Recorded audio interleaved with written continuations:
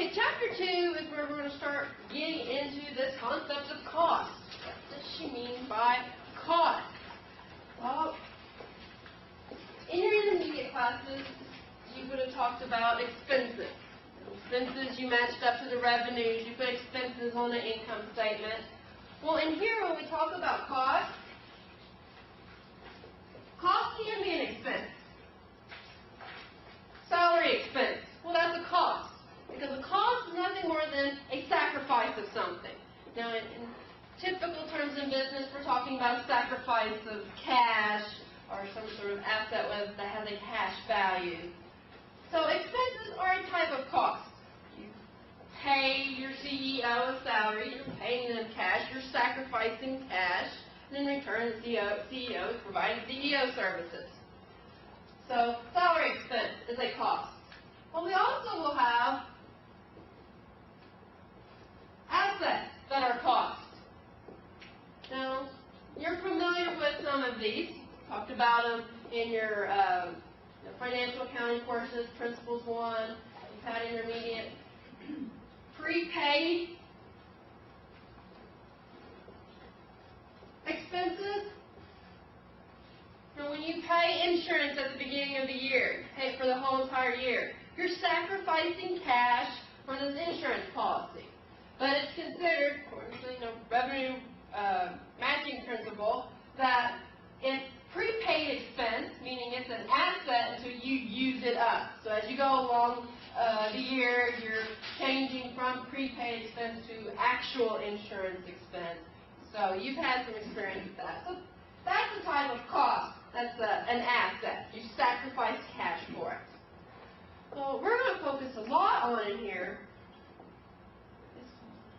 is product cost. Product costs are an asset until that product is sold. Now, the expense side of that is cost of goods sold. That one line on the income statement, we're actually going to do a lot of work in how to become about getting to that cost of goods sold number.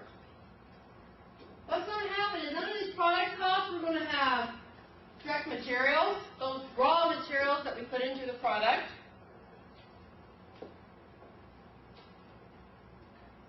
We're going to have direct labor.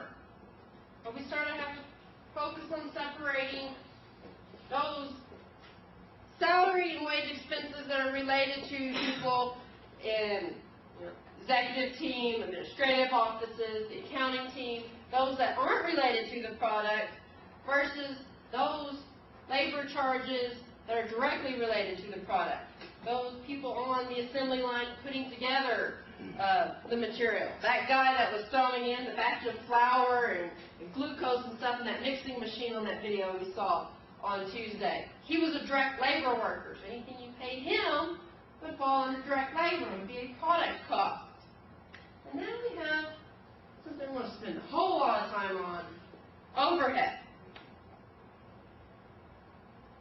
So we have these product costs we're going to really focus on in here that are assets until we sell the product, then they become an expense. But all along, they're always going to be a cost because you're sacrificing cash. You're paying that guy to do the mixing on those little chocolate cakes. You're paying the electric bill for the factory. You're sacrificing cash. It just doesn't show up on that income statement as an expense as you actually sell that product.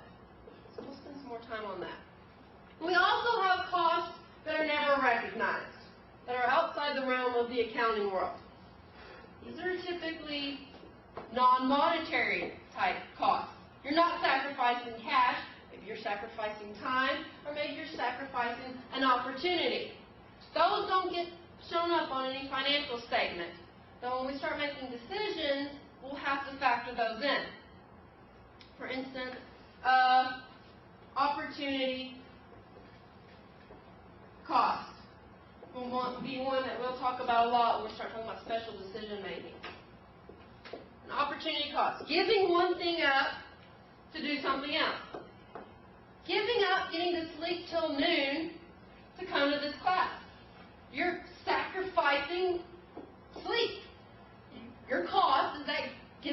complete. And in return, you come here and hopefully you're learning something today. So that's an opportunity cost, is what you give up to do something else. And in business terms, when you're trying to locate your factory and you have 2 cities that you can locate in. Well, the opportunity cost is what you're going to give up by choosing city A over city B. Well, maybe some tax breaks, maybe it's their type of skilled workers.